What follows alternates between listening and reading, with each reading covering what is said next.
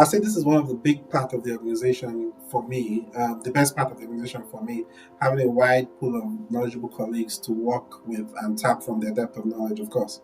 I think it adds some flair to the job as we have different platforms where, ranging from our ground rounds, CPD peer groups, MAC meetings, where we sample opinions and reflect upon current business best practices in order to ensure that we provide high quality treatment to our service users and ensure their smooth transition back into the community and hopefully regain their full functioning. So it's been a process that I've really enjoyed.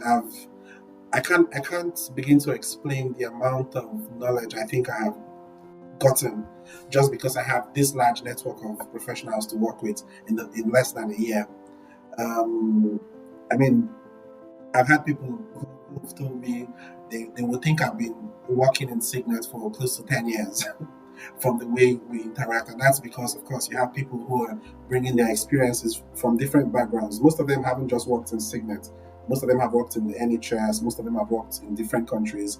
And they've all come in together and they brought this together. So you have those group of people to tap from. I think it's a blessing, really. And I think it's one of the best parts of the job for me. I think because, firstly, Signet in itself, one of its main values is empowerment, and I don't think you'll be able to empower people if you don't have the right people. You need people to empower people. So having that large amount of people to pull from, it's already in itself a good value. So that's one of the best parts for me. It's like you're sure that there are people to empower you, and I think that's the best part of it all for me. There's other parts of the values of Signet that are very important, like respect, trust, and all that. But empowerment for me is key, and I think yes, that's what the over 200 professionals that we have stand for. For me, they stand for a as a high profile of empowerment. If you get what I mean. It starts from simple things like an email, a phone call. For instance, if we have a patient who seems to be in the forensic pathway, and the patient is now currently in an acute setting, usually it starts with as simple as getting out a little email or a phone call to ask someone, oh, we're not too certain about what the forensic pathway of this particular presentation will imply. And then, of course, we're able to get prompt response because we have a group of forensic consultants working with us. So it's not just one person at a time. You can send that out to 3 or 4 people, and then in less than 5-10 minutes, you're getting a good feedback as well. And of course, other times it could be in form of a meeting. Like we usually have our CPD meetings once in a month, and we have grand rounds as well once in a month as well. So these are opportunities to also discuss these things.